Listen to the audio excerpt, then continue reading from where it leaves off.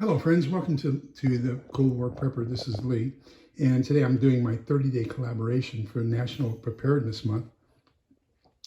Special thanks to Rogue Preparedness. This is the second year that I'm aware of that she has coordinated this. No, it's the third year. And so once again, she's gotten a whole bunch of fantastic prepper channels, and they're going to be discussing a wide variety of topics. Some of the topics I'm going to touch on very briefly, but I'm going to send you to 3 other channels that do a more in-depth study about what I'll be talking about. If you look down below in the description, you're going to find those other participants, those other fantastic preparedness channels. You're also going to find a list of the topics that are being discussed. And I strongly recommend that you subscribe to each and every one of them, and that you look at what they have produced over the course of this last month. I'm the next to the last day, so you have a lot of videos you can catch up on that are just truly, truly quality. I just watched one yesterday by Jonathan and Kylene, and their channel is Provident Prepper, and they were talking about different ways to cook. So, I mean, there's just some fantastic videos out there. Well, let's get into it. My topic is how to survive without running water. So, of course, now there's 3 other discussions going on about water. So we're going to take this a little bit in less detail, and a lot of generalities as we're talking.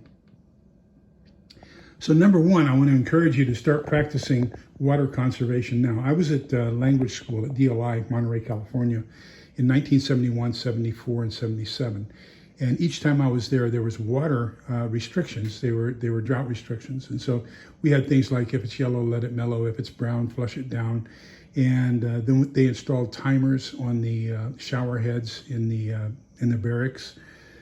There was some serious concerns about lack of water. And I think that's what we're going to be living under, basically, in a post-apocalyptic world. So, start practicing water conservation now. Step into the shower, get wet, turn the water off, shampoo, wash down, and then turn the water back on, rinse off, and turn it off. And that way you can minimize the amount of water you're going to use. I'm going to show you a shower system, and it's really great. It has a very limited amount of water. So that's one thing that will help you with this overall effort. We're going to be talking about how do we procure water, how do we store it real quickly, how do we purify it. We'll talk about some specific things like hand washing, body washing, other sanitation points, but that's going to be more in detail by somebody else as well. We'll talk a little bit about clothes washing, and then we'll talk about can't flush. How are you going to wash it down? So let's talk about procurement. In my case, we live within a mile of a river, and so I figured I had this brilliant idea that I was going to get some Reliance Aquatainers, and they're 7 gallons, about 58.3 pounds, or let's just call them 60 pounds. So 120 pounds worth of water. So I had my daughter get me for Christmas one of those heavy-duty lawn wagons. And I figured, well, when it gets to it, 14 gallons a day, I'll just trek on down to the river, get my water, bring it back up here, and we would do fine. But I forgot about a couple things. Like, number 1, that's going to take me probably, an hour to walk down to the river, an hour to walk back. I'm going to be exposed to the bad guys if they're out there the whole way. Nobody's going to be here at the homestead other than my wife to protect it. That did not sound like all that great of an idea. So then I started looking at other alternatives. One alternative I found is creating a solar still. So you can take something like a piece of plastic and put the 4 corners elevated and weight down the center. You want that center to be about 1.5 to 2 feet off the ground once it's weighted down. And overnight, the water will accumulate, like the dew on the grass, and it'll drip down to that center point. And you want to have a bucket or a tub or something underneath to collect the water, and then you'll have fresh water in the morning. But that's very limited as well. You're probably only going to get 1 gallon or 2 a day. So I had to come up with another solution. So we bought a rain catchment system. And with my rain catchment system, I have a 350-gallon tank and I have a 55-gallon tank. So I have 405 gallons worth of water that I have stored outside, and I'm going to call that dirty water because it's got all the bird poop and the grit from the shingles and all the other stuff, dust and everything else that comes off the roof when you have your rains. Since it rains so seldom here in Central Texas, you know it's going to be muddy. But anyhow, we're going to call that dirty water. It's going to have to be processed in order for me to use it. So that starts the next one, and that is how do we store it and how do we process it? So Rogue Preparedness is actually doing this topic. She's going to talk about it in greater detail. But I'll just tell you that I basically have 3 different storage systems. I have dirty water storage. So that's going to be basically the 350 and the 55-gallon tubs or tanks. Then I'm going to put that through basically something like a coffee filter, a pour-over coffee filter. So I'm getting rid of any of the larger solids or anything like that that's not dissolved, and maybe even some of the dissolved things, and put that into what I call a first filtration container or a semi-dirty water storage system. Then I'm going to carry that dirty water storage, bring it into the house and put it through my filtration system. And once it's cleaned, then I have a third, which is going to be my clean water. You don't want to get those 3 storage systems confused. You don't want to take your clean water, go out and collect dirty water, and then all of a sudden think that you're going to put that back underneath once you've filtered everything, because it's going to have all the bad stuff in it that you wanted to get rid of in the first place. So make sure you have a system or a method of separating your dirty water from your in-process water and your filtered water or your processed water. So I store my clean water I was planning on storing it primarily in the Reliance Aquatainers. You can't stack those, and they're 56 pounds each, 58 pounds each. That's a little bit too much for an old man like me to lift up and put onto a storage system, even if I had the shelving to support it. So then I bought the water bricks. Now the water bricks are half that size. They're 3.5 gallons. They are stackable, and they're only 31 pounds each. So I'm focusing all my efforts right now onto the water bricks. But I found another method even better since then. And I like these 1 quart flavored waters. I don't drink soda that much anymore. I get the 1 quart flavored waters from Walmart, and I'll drink 1 or 2 of those a day. And so those waters, once those water bottles are cleaned out, washed out and dried, then we can put fresh water in those. Helen likes 2-liter and 3-liter Diet Coke, so once those are emptied out, we primarily put water in the 2-liter and rice and beans and things in the 3-liter. So, those become storage containers for us as well. So those can be some of your clean water storage containers. And they don't weigh as much, I can guarantee you that. So then we're going to purify that water. That's at stage 3. That's going to be discussed in greater detail by Survivalist Prepper.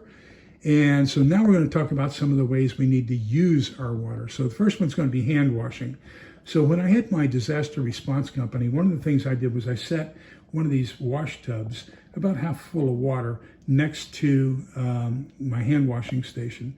So the guys could then get their hands wet in the hand washing in the tub, soak them up with the soft soap or Walmart equivalent, the Equate equivalent, and then rinse it off with my Cambro hand wash station. Now this is really neat because all you have to do is put your hand underneath and push, and as you push, then it releases the water. So you're not having to put your hand on top like normal.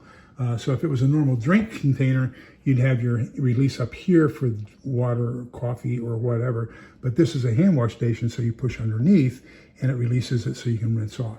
You want to have something underneath to catch it as well. Now the add-on up top, it's not necessary. I don't know why I spent that much money on it. I don't use the soap dispenser, and the only thing that it's going to give you basically is a place to put your paper towels.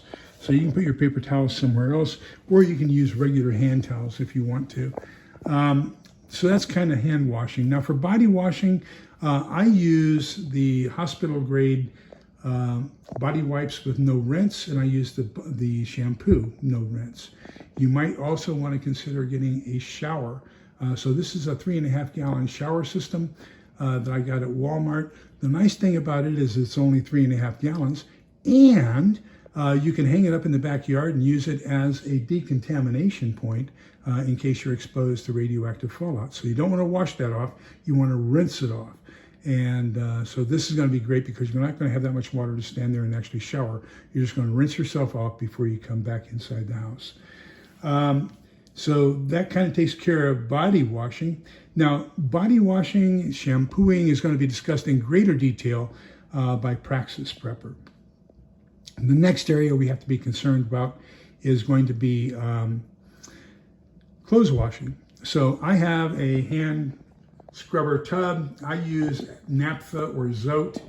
These are solid bars. Just take a knife, scrape a little bit off, and then you can get it in there. You're going to use the scrub board and just scrub your clothes clean. Once you've done that, then I have this system down here, and that's actually upside down. So this is the Wonder Wash, and you open the top, put your clothes in, and what you can do is I use this for rinsing rather than for washing. So I do my washing in that hand tub, hand basin over here. Then I do my rinsing in here and then discharge the water. Once you've done that, however, don't forget you also need a clothes line and clothes pins. So make sure you have plenty of those. The last topic we're going to discuss is, I wanted to talk about when you're doing your dishes. My wife found this, and I was talking with another prepper friend on the phone the other day, this phenomenal stuff, Dawn Power Wash. And she just sprays it onto the pots and pans, and they just, it comes right off without too much scrubbing. So, of course, you can get the spray bottle, and then you can get the refills. We've also got the, this is the refill for that. Then we've also got the Dawn Power Wash dish soap, all kinds of dish soap, scrubbers, and everything else. So what I do for washing dishes, now, most of my dishes are going to be disposable, but I use a 3-container system. So let's say that the black one I have the soap in, the white one's going to be my first rinse, and the red one's going to be my second rinse. So it'll be that way all day. So wash in the black, rinse, first rinse in the white, second rinse in the red. At the end of the day, I dump the water in the black and I move it to the very end. So now my white, which was my first rinse, becomes my wash. My red, which was my second rinse, now becomes my first rinse, and my black goes at the end and it becomes my final rinse. So that's how I'm going to handle, things like pots and pans and things like that. And we talked about clothes washing. Now let's talk about if you can't flush, what are the alternatives there? So I guess I'm kind of lucky. My daughter, I bought some stuff for my daughter, and she moved. Her husband got a promotion. They moved to the East Coast, and they had to pay for their own shipping. So they gave me back everything I had given them for preparedness. So I had purchased luggable loo, and then I also got one from Rainy Day Foods. So this is the Rainy Day Foods. This is the one I got from Emergency Essentials. Then I have 2 luggable loos. What's really great about the Rainy Day Foods container is that when you buy it, it contains the bucket, the Snap-on toilet seat. It has 2 sanitation toilet bags, 2 chemical pouches, 1 roll of toilet paper. You're going to take care of that yourself. 20 antiseptic wipes, 2 pair of non-latex gloves, 1 roll of duct tape, 2 glow sticks, 2 emergency blankets, and 1 small tarp. Now, the tarp can be used one of 2 ways. You can either put it down on the ground in case you have any spills, or you can use it as a wraparound shelter so you have a little bit of privacy. So I have added a whole bunch of stuff to it. So I have this RV Digest, and I have the same thing up here. This is another brand, TST Singles. You don't have to use as much as you would in an RV, but this is going to start the composting process. So what we do is we've separated it. We have 1 bucket for liquids and 1 bucket for solids. I bought, these are still on clearance. There are all kinds of them readily available. This is 4 trash bags, biohazard trash bags. So 1 of these per container, 1 for your liquids, 1 for your solids. The liquids you're just going to go out and dump. The solids you're going to have to get rid of, and that's where you're going to use your composting materials. And then you're going to take that out to an area where you're going to go ahead and compost it. One of my favorite subscribers I was talking to on the phone day before yesterday, and she had an idea of taking another bucket and getting a paint mixer and then attaching a handle to it and putting that in another 5-gallon bucket and then closing the lid. And then you have, basically, you're going to stir that on a regular basis so you can compost it even further. But anyhow, you can get all kinds of additional stuff for this. Make sure you have plenty of contractor trash bags if you're going to be disposing of it far away, and you want to get all that put together. But just some ideas on what you might want to do in case you don't have water.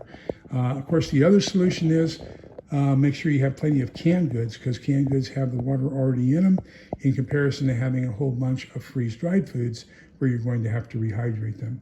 So do me a favor, check out all those other channels, especially those channels that are kind of doing the same thing along the basic subject that I'm talking about, but in greater detail. So that's Rogue Preparedness, Praxis Prepper, and oh gosh, too much for an old man to remember, Survivalist Prepper.